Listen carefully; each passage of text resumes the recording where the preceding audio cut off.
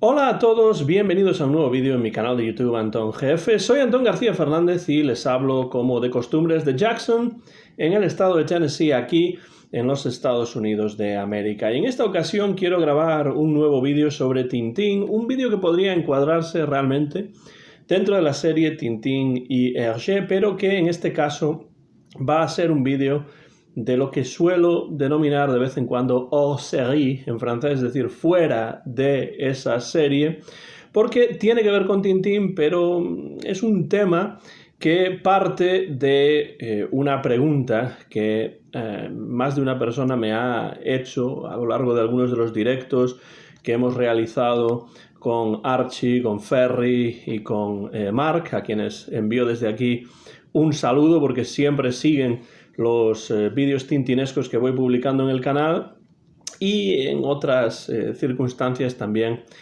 se me ha formulado esta pregunta que puedo yo reformular como lo hago en el título de este vídeo, más o menos de la siguiente manera.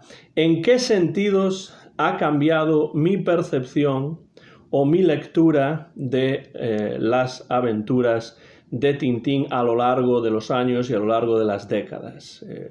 Mi lectura o mis lecturas, porque evidentemente he leído en muchas ocasiones todos los álbumes de Tintín, incluido Tintín y el Arte Alfa, y por tanto en diferentes lecturas pues pueden cambiar las diferentes visiones y percepciones que uno puede tener acerca de cada uno de los álbumes, pero con el paso del tiempo, sobre todo, cambia también nuestra percepción de la literatura, cambia también nuestra percepción de la música, del cine, etc. Es decir, es esta idea según la cual cuando nosotros somos niños y nos acercamos a una obra literaria, en este caso a un cómic de la calidad y de la importancia de las aventuras de Tintín, pues vamos necesariamente a realizar una lectura de ese cómic que es diferente a las lecturas que realizaremos posteriormente de adultos cuando nos reencontremos con esa obra. Por tanto, uno de los cambios que son importantes y de los que hay que hablar ya desde el inicio tiene que ver con los niveles de lectura. De niño, por ejemplo, yo leía las aventuras de Tintín sobre todo por la trama, por el aspecto gráfico, por los dibujos, ¿no? Y eso ocurría incluso cuando yo ya me sabía al dedillo la trama, y yo ya incluso me sabía páginas enteras de diálogo de algunos de los álbumes. De niño, por la trama, por los dibujos, por diferentes cuestiones que tenían más que ver con la historia y con el aspecto visual. Pero de adulto, uno cuando se reencuentra con Tintín, o se encuentra con Tintín porque nunca realmente lo dejó de lado, a pesar de que en mi caso pues sí es cierto que hubo varios años de diferencia entre mis lecturas infantiles o preadolescentes de Tintín y después mis lecturas adultas. Hubo un tiempo en el cual pues yo no leí necesariamente mucho las aventuras de Tintín, pero después cuando me reencontré con Tintín, y cuando se hace esto de adulto, uno va más allá, porque va descubriendo los significados más profundos de las aventuras. Esto es muy importante y creo que es una de las diferencias más grandes entre las lecturas infantiles de Tintín y después las lecturas adultas de Tintín. Razón por la cual también en general es muy típico que haya ciertas obras de Tintín que uno disfrute más cuando es niño y algunas que uno va a disfrutar más cuando es adulto. El ejemplo clásico es La Isla Negra, que es un álbum que a mí me encantaba de niño, cuando ya me empezaba a interesar además el mundo anglófono y británico. Y ese es un álbum que yo disfruté especialmente de niño. Lo tenía incluso en latín, me lo había regalado mi abuelo en latín, como he comentado más de una ocasión, incluso antes de que yo empezase a estudiar latín en el instituto. Y era uno de mis álbumes favoritos, como lo era también Por ejemplo, El cangrejo de las pinzas de oro, que fue uno de los primeros que leí, o La oreja rota, por ejemplo. Y son álbumes en los que, por cierto, alguno de ellos no está el Capitán Haddock, y sí están Tintín y Milú como pareja en el sentido de pareja protagonista, por supuesto. Y bueno, pues después resulta que cuando pasa el tiempo, pues álbumes como por ejemplo El asunto Tornasol y sobre todo Las joyas de la Castafiore acaban siendo, en mi caso, los álbumes que más me interesan y que más me gustan y que mejores me parecen, ¿no? Esto no era siempre así. En el caso de, por ejemplo, Vuelo 714 para Sydney, este era un libro que yo leía mucho de niño. Y lo mismo con también La aventura lunar, ¿no? Y son dos álbumes que siguen fascinándome de adulto. Pero bueno, en general hay ciertos álbumes que uno lee más de niño y otros que uno lee más de adulto, precisamente por esa razón. Porque los niveles de lectura son diferentes y las expectativas infantiles son diferentes a las expectativas adultas, y entonces es normal que haya ciertos álbumes que gusten más que otros en diferentes momentos de la vida. Otro cambio, otra diferencia de percepción tiene que ver con los personajes. De niño, uno se centra en lo que piensa sobre cada uno de los personajes, cómo reacciona a cada uno de los personajes de las historias, con qué personaje se identifica más, qué personaje le gusta más desde el punto de vista del gusto, de lo que nos gusta, de lo que nos atrae, pero sin ir más allá. Uno ve, por ejemplo, a Tintín y pues se ve atraído por Tintín normalmente de niño. Uno ve a Hernández y Fernández y pues lee a Hernández y Fernández como dos personajes cómicos y ridículos, por ejemplo. Pero de adulto uno se centra en las relaciones que se establecen entre los personajes. Ya no es solamente me gusta este personaje, no me gusta este personaje, sino que uno se fija más en las relaciones que se establecen entre los personajes. Se da cuenta de ese universo que Hergé fue creando a lo largo de las décadas, desde 1929 a mediados de los años 70 e incluso más allá. Y se fija también de adulto en los significados que puede poseer cada personaje. Por ejemplo, de niño a mí me fascinaba como personaje negativo, como villano, el Dr. Müller, ¿no? Me fascinaba también Rastapopoulos. Me parecía curioso Carreidas, por ejemplo, ¿no? Pero yo no veía de niño ninguna relación entre el Dr. Müller y el nazismo, por ejemplo, lógicamente, ¿no?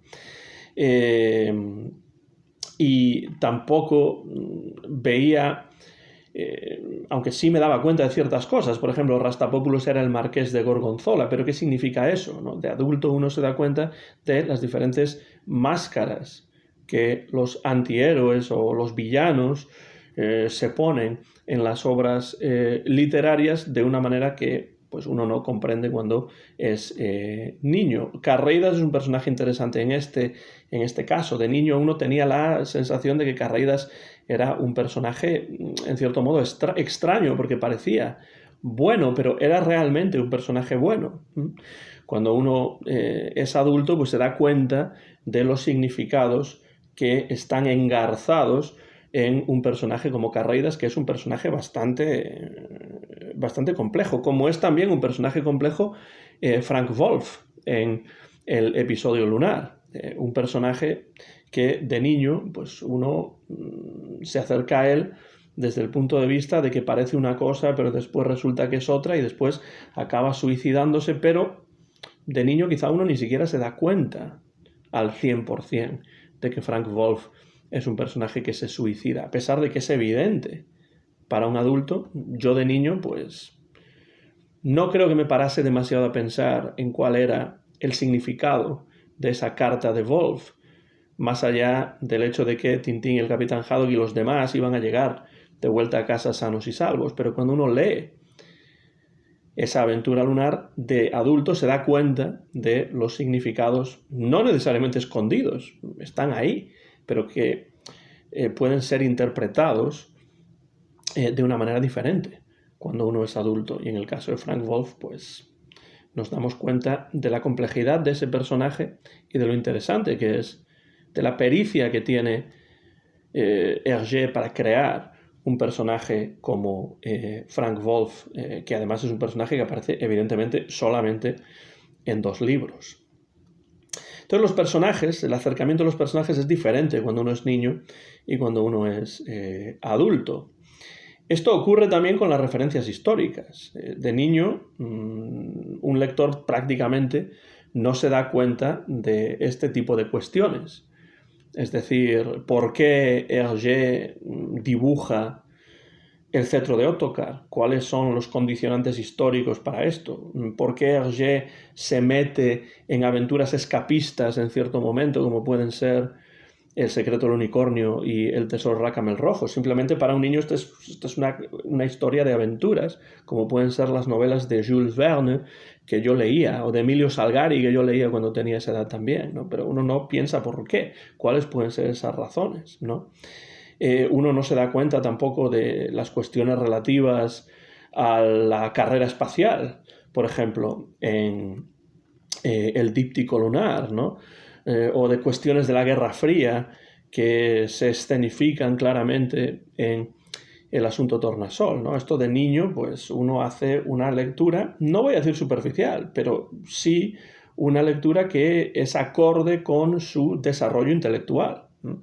Cuando el desarrollo intelectual va más allá, de adulto, uno sabe más de historia, sabe más acerca de la vida de Hergé, porque ha leído libros, quizá, sobre Hergé, porque ha leído artículos sobre Hergé, y puede entonces entender mucho más en este sentido. ¿De qué está hablando Hergé en Tintín, el país de los soviets? ¿De qué está hablando o qué está escenificando, sea o no sea reprobable, en Tintín, el Congo?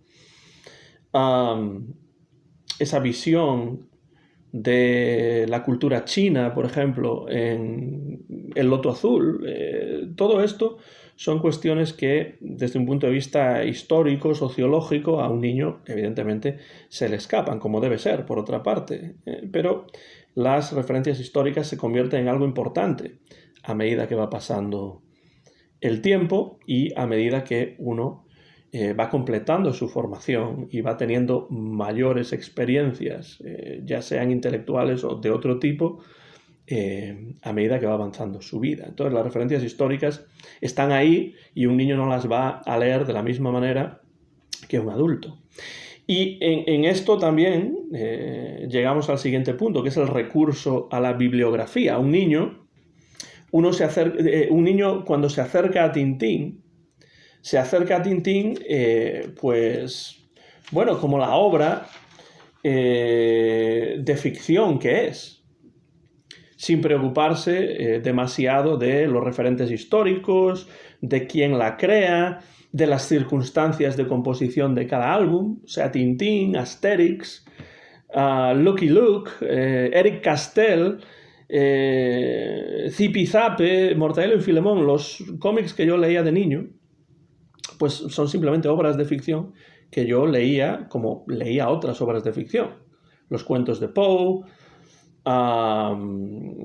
pues novelas de literatura infantil y juvenil que yo solía leer tanto en español como en gallego, pues cuando era niño y después adolescente.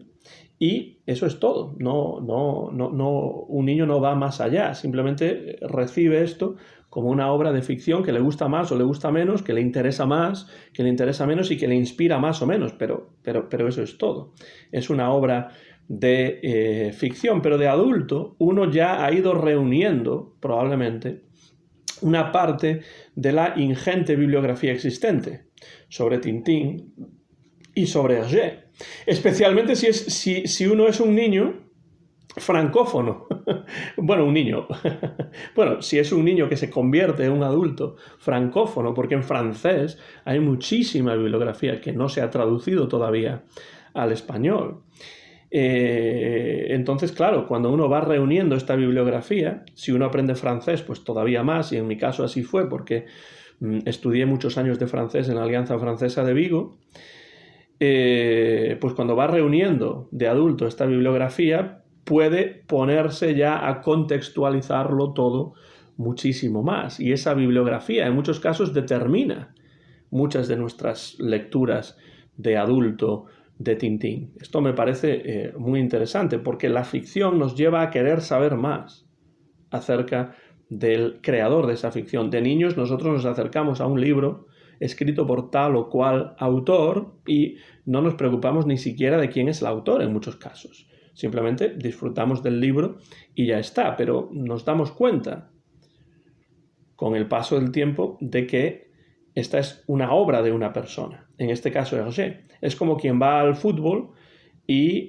pues quiere que gane su equipo y se emociona con el partido, pero no piensa de niño pues que hay un entrenador que está poniendo a los jugadores en ciertas posiciones y que tiene un estilo de juego X, etcétera, ¿no? Aquí pues pasa algo semejante. Tengo que decir que yo de niño tenía algún libro, o empecé a tener algún libro de lo que puede ser bibliografía secundaria sobre Tintín y Hergé, sobre todo las conversaciones con Hergé de Numas Sadul, que pues no sé, creo que mis padres me compraron cuando yo tenía 10 u 11 años y me fascinaron, tanto por escuchar la voz de Hergé y darme cuenta de que había una persona detrás de todo esto, una persona con nombre, seudónimo y apellidos, y una persona que hablaba en ese libro, que además estaba muy bien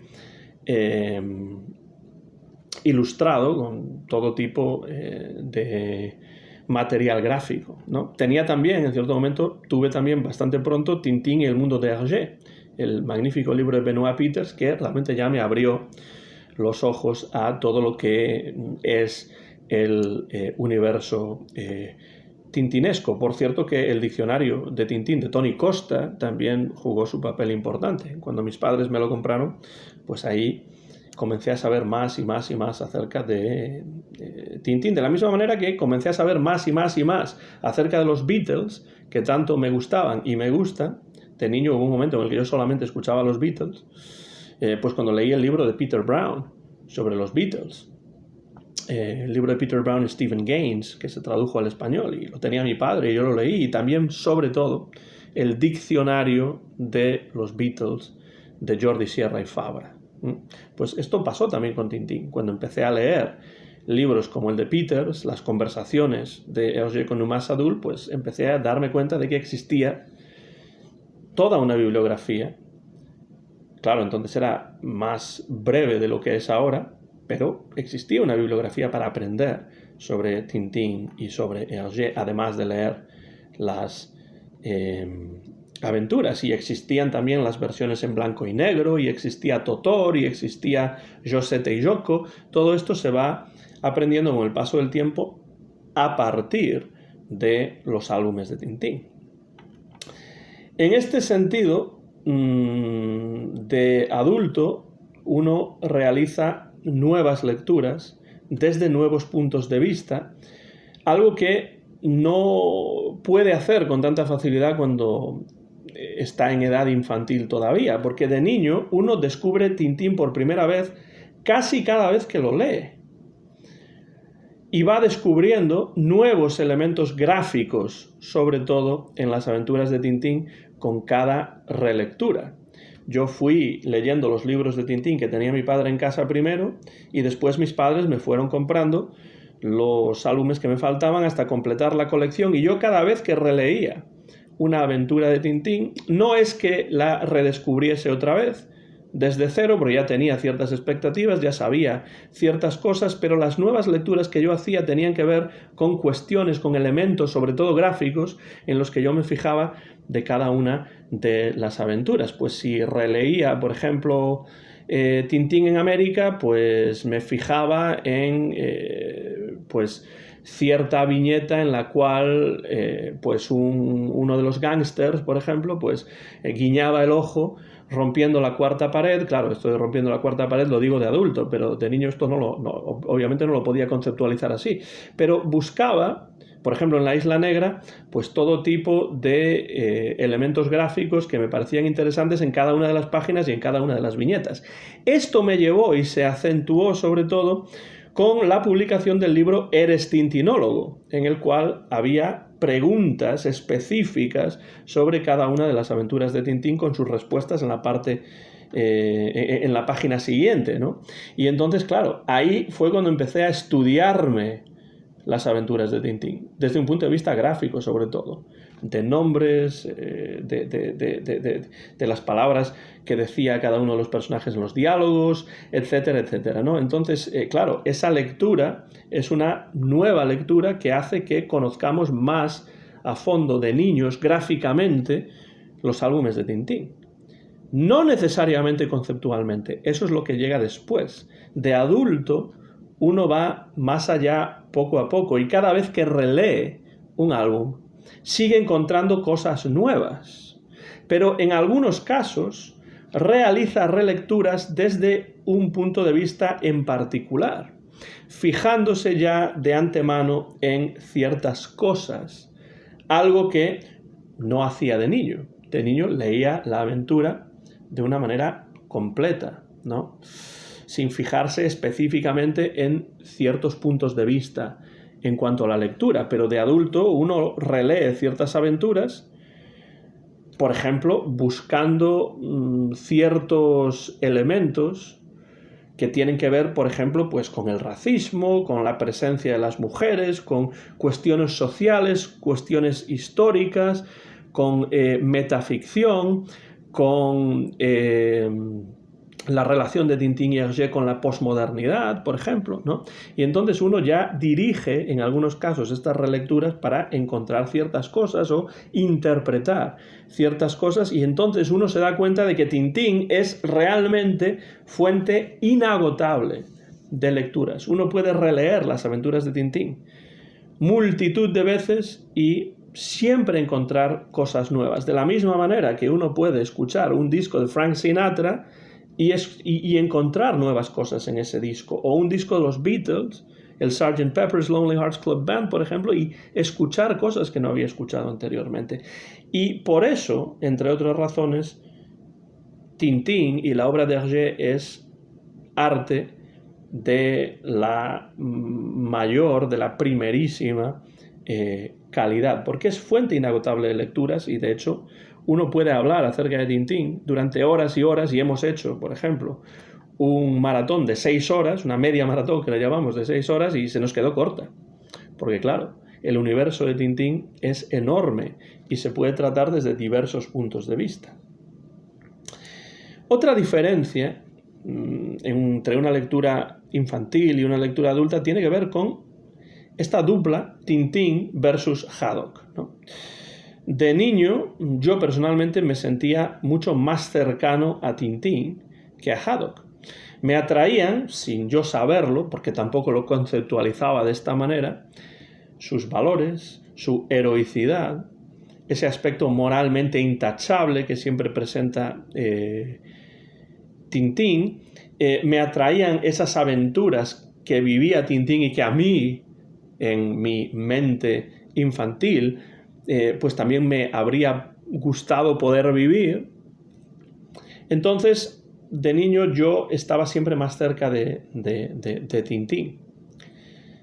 Pero con el paso del tiempo, llegando a la edad adulta, ahora, y esto creo que le pasa a muchos tintinófilos y tintinófilas, yo me siento bastante más cercano a Haddock.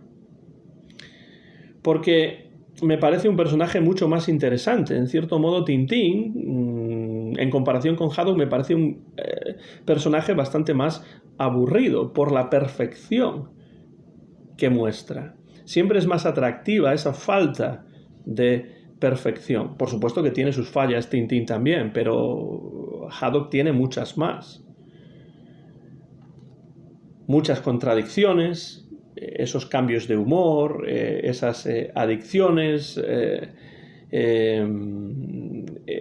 Hay muchos elementos en Haddock que me parece que son más atractivos para un análisis, para una lectura desde un punto de vista más adulto, mientras que de niño pues uno siempre se siente más cercano al héroe, ¿no? Al personaje intachable que no tiene prácticamente errores y que siempre hace lo correcto, o casi siempre, el 99,9% del tiempo. Me pasa un poco con Asterix también. De niño uno se siente más cercano a Asterix porque es la materia gris, el que piensa, el que tiene la inteligencia, ¿no? Y el que sabe qué hacer en cada momento y cómo solventar las dificultades, pero de adulto uno se siente más cercano a Obélix, con sus sentimientos encontrados, que tiene en muchos casos, con sus cambios de humor, con las dificultades también por las que atraviesa un personaje que, al fin y al cabo, es más complejo que Asterix, como Haddock es más complejo que Tintín también. Entonces, esta diferencia para mí es importante. Es posible que algunos de ustedes que estén viendo este vídeo pues no estén de acuerdo y les parezca que Tintín es más interesante que Haddock y que Asterix es más interesante que Obélix, y eso me parece muy bien, porque evidentemente cada uno tiene su propia lectura de las obras literarias, y yo no estoy diciendo aquí que yo tenga la razón ni la visión definitiva, simplemente estoy compartiendo mi visión sobre este tema con todos ustedes. Ya me dirán qué les parece a ustedes todo esto. Otra diferencia en la lectura infantil con la lectura adulta de Tintín tiene que ver con el maniqueísmo, por un lado, versus los tonos grises que existen, tanto en Tintín como en la realidad, porque de niño uno se acerca a este universo de Tintín desde un punto de vista del blanco o el negro. Sabemos, por ejemplo, quiénes son los malos. Sabemos claramente quiénes son los buenos. No parece que haya duda en ello a ojos de un niño o de una niña. Cuando digo niño aquí me refiero a niña también, por supuesto. No hay duda de quiénes son los buenos y quiénes son los malos desde un punto de vista infantil. Es una lectura, la lectura infantil, más maniquea, ¿no? Es decir, sabemos que Tintín es el bueno, Haddock es el bueno, el Dr. Müller es el malo, Rastapopoulos es el malo, el general Alcázar es bueno o no. Esto es lo que uno empieza a diferenciar, lo que uno empieza a cuestionar cuando realiza una lectura ya en la edad más adulta. De adulto uno se fija más que en este blanco o negro, se fija más en los tonos grises, en el hecho de que los malos pueden tener aspectos positivos, en el hecho de que los que parecen buenos quizá no lo sean tanto. El caso del general Alcázar, ¿no? Es decir, el general Alcázar es bueno en comparación con el general Tapioca, pero realmente lo es, porque cuando el general Alcázar dirige San Teodoros, el pueblo no está mejor que cuando el general Tapioca dirige San Teodoros. Ahí da la sensación de que ambos generales son dos caras de la misma moneda, pero de niño uno no piensa en esto. Le pone una etiqueta a uno y otra etiqueta al otro, pero de adulto sí que empieza a pensar en estas cuestiones. Lo mismo con Carreidas, por ejemplo. ¿Es Carreidas un personaje bueno, por así decirlo, o es un personaje que tiene grises, un personaje más complejo? Esto lo vemos y lo analizamos de adultos, no tanto de niños. Por ejemplo, la Castafiore. No lo digo porque sea buena o mala, sino porque la Castafiore puede que sea un poco cargante a veces. Bueno, puede, evidentemente, es muy cargante a veces, pero también es una amiga leal. Esto es algo que normalmente no conceptualizaríamos como niños, pero sí de adultos. Porque de adultos se refleja en nuestras lecturas de Tintín el hecho de que la realidad suele ser demasiado compleja como para acercarse a ella desde una óptica maniquea de lo bueno y lo malo. Hay tonos grises. Esto, por supuesto, que lo deja claro Hergé en su obra. Pero de niños tendemos a no ver esto, evidentemente, mientras que la lectura se hace más compleja, por tanto más interesante, claro, cuando uno es adulto. Y finalmente, podría haber muchas otras diferencias, pero estas son algunas en las que he pensado. Finalmente, una diferencia, para mí por lo menos, está en la visión que tenemos de niños y después de adultos de estos países imaginarios, estos topoi imaginarios, ficticios que crea Hergé, Sildavia, Borduria, San Teodoro, Sao Rico, el Gemed, etc., ¿no? Estos países imaginarios de niño, uno los ve como lugares más reales que otros que son verdaderamente reales. Esto lo he explicado en alguna ocasión. Yo de niño pensaba que conocía mejor, y de hecho conocía mejor, Sildavia que, por ejemplo, pues Zimbabue, ¿no? Que tenía que estudiar en la escuela. O conocía mejor Shood, la capital de Borduria, que, pues, por ejemplo,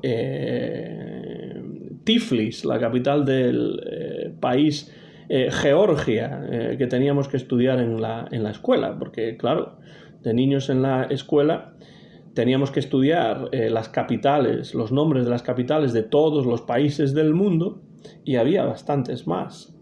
Después de la caída del muro de Berlín y de la desmembración, del desmembramiento de la URSS, ya solamente en Europa, pero después estaban las capitales de África, las de América, las de Asia, es decir, países que nunca he visitado, que por entonces ni siquiera en muchos casos conocía o sabía dónde estaban, y entonces, claro, el nombre de Tiflis, la capital de Georgia, bueno, creo que es la capital de Georgia, ¿no? Ahora estoy hablando de memoria. Bueno, pongamos Riga, la capital de Letonia, pues significaba mucho menos para mí que Klow, o Klov, o Shood, ¿no? O las Dópicos, ¿no? Claro, porque estos eran países a los que yo no había viajado, pero en realidad sí había viajado a través de las páginas de las aventuras de Tintín, ¿no? De niño uno ve estos lugares imaginarios como más reales que otros que sí son verdaderamente reales. Uno quiere visitar Sildavia o Borduria, se imagina que camina por las calles de Klov o de Shood, cuando en realidad está caminando por las calles de su ciudad natal de Vigo. A mí esto me pasaba muchas veces de niño, ¿no? Yo iba por ahí con mis padres, íbamos a una cafetería o íbamos al club de tenis o iba yo con mi padre al estadio municipal de Balaidos para ver un partido del Celta, y yo me imaginaba que realmente estábamos conduciendo o caminando por Klov o por Slip o por Shood, ¿no? Claro, de adulto uno va más allá de esto y se da cuenta de que realmente ya ha visitado esos lugares a través de las páginas de las aventuras de Tintín. Entonces ahí sí que converge la experiencia infantil con la experiencia adulta, porque uno ha visitado esos lugares en la imaginación y en la ficción de las obras de Hergé. Los visitó de niño y los revisita, los vuelve a visitar de adulto. Ahí convergen esas dos experiencias, ¿no? Pero es que además, de adulto uno lee esos lugares de una manera más profunda. como los vehículos que son, o los vehículos que Hergé utilizaba para reflejar ciertos sucesos históricos o conceptos políticos a partir de una ficción de la que siempre parte Hergé, ¿no? Pero es una ficción que a su vez parte de la realidad, porque hay un referente real de Sildavia. Es un referente que además cambia con el paso del tiempo, ¿no? La Sildavia de la época del Anschluss en el cetro de Ottokar con la Sildavia de la carrera espacial Estados Unidos contra la URSS en la aventura lunar. La Sildavia de la Guerra Fría, de nuevo Estados Unidos contra la URSS en el asunto Tornasol, ¿no? La relación que existe entre San Teodoros y las repúblicas hispanoamericanas con esa injerencia extranjera generalmente de los Estados Unidos y políticos que en realidad son dirigentes que no buscan en realidad, buscan otros intereses más personales que la mejora de las condiciones de vida de los pueblos, de los pueblos que dirigen, ¿no? Y todo esto se refleja en las aventuras de Tintín, no a través de un país real, no a través de una Alemania o no a través de una república suramericana o centroamericana, sino que se refleja a través de Sildavia, a través de Borduria, a través de San Teodoros. Y bueno, pues cuando se habla del conflicto de Oriente Medio, pues de nuevo ahí aparece el Hamed y todas las relaciones con la historia que esto supone. Pero, por supuesto, estos países ficticios, esta ficción de Hergé parte de una realidad que es la situación histórica, política, social a la que hace referencia. Pero de esto uno no se da cuenta de niño. De niño uno se da cuenta de que los sildavos hablan de una manera diferente, ¿no? Y también se da cuenta uno de que los sildavos y los bordurios pues escriben con un alfabeto diferente, que es el alfabeto cirílico, ¿no? Que quizá de niño yo conocía por el ruso, pero que formaba parte de esta ficción de Hergé. Pero esa ficción es más real para un niño que los países reales que uno no ha visitado, pero que tiene que estudiar en la escuela, sobre los que además después le van a hacer exámenes. De adulto todo esto cambia. Entonces los países imaginarios son, o la lectura de los países imaginarios, la percepción de los países imaginarios inventados por Hergé, es un elemento más entre muchos otros posibles. Aquí estoy poniendo algunos ejemplos, pero desde luego podría haber muchos más. De hecho, quiero preguntarles, ahora que ya voy terminando el vídeo, ¿cuáles son las diferencias que ustedes han experimentado entre sus lecturas infantiles de Tintín y sus lecturas adultas de Tintín? Este es un tema que me interesa mucho y si ustedes quieren dejar ejemplos en los comentarios de este vídeo, pues se lo agradecería porque podríamos entrar de esta manera en una conversación a través de los comentarios, en un intercambio de impresiones acerca de este tema. ¿De qué maneras, ya sean las mismas que yo he explicado en este vídeo u otras diferentes, de qué maneras ha cambiado su lectura, su percepción de las aventuras de Tintín a lo largo de las décadas desde que ustedes eran niños hasta que ustedes han llegado a la edad adulta? Además, esto es algo que está en continuo cambio, porque con diferentes lecturas podemos cambiar nuestra percepción también adulta de las aventuras de Tintín. Esto no ocurre tanto en el caso de una lectura infantil. Pero lo que sí está claro es que el hecho de que haya estos diferentes niveles de lectura y que permita Hergé con sus aventuras de Tintín diferentes niveles de lectura, lo que hace es dejar claro que nos encontramos ante una obra magna del cómic, que no se trata simplemente de una obra para niños o para adolescentes. Cuando tenemos una obra como por ejemplo las aventuras de Tintín, como por ejemplo Mortadelo y Filemón, como por ejemplo Alicia en el País de las Maravillas, por poner un ejemplo de muchos posibles, no sé, Ana de las Tejas Verdes, Anne of Green Gables, de Lucy Maud Montgomery. Todos estos libros, todas estas obras literarias y de cómic, que también forma parte de lo que yo comprendo como literatura, todas estas obras que en principio parece que son para niños, no son solo obras para niños. Por ejemplo, las obras de Roald Dahl, ¿no? Charlie y la fábrica de chocolate, Las brujas, etc.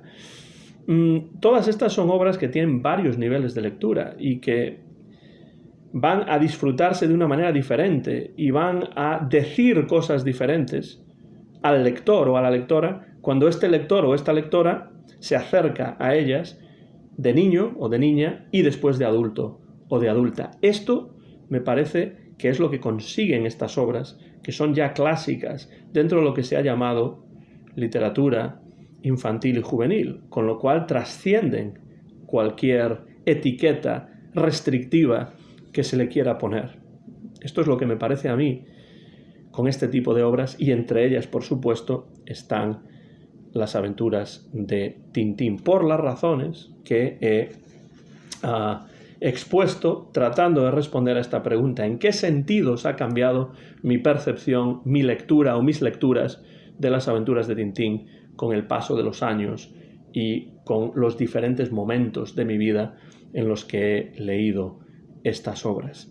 Lo dejo ahí para no hacerlo demasiado largo. Les animo a que dejen comentarios por la parte de abajo de este vídeo, que me digan cuáles han sido sus experiencias en este sentido, y les emplazo a futuros vídeos acerca de Tintín y de Hergé en mi canal de YouTube Anton GF. Este vídeo es un vídeo fuera de la serie Tintín y Hergé, hors série, que dirían los francófonos, y lo termino ya dándoles las gracias por su atención y por cualquier comentario que puedan dejar por la parte de abajo del vídeo. Soy Antón García Fernández y me despido ya desde Jackson, en el estado de Tennessee, aquí en los Estados Unidos de América, donde he grabado este vídeo en directo y sin ningún tipo de cortes a finales del mes de mayo del año 2024. Mío es el copyright de este vídeo, que muy pronto van a poder ver en mi canal de YouTube Anton GF. Muchísimas gracias por su atención. Me despido ya desde mi canal de YouTube Anton GF y desde Jackson, Tennessee, aquí en los Estados Unidos de América. Muchas gracias y hasta la próxima ocasión.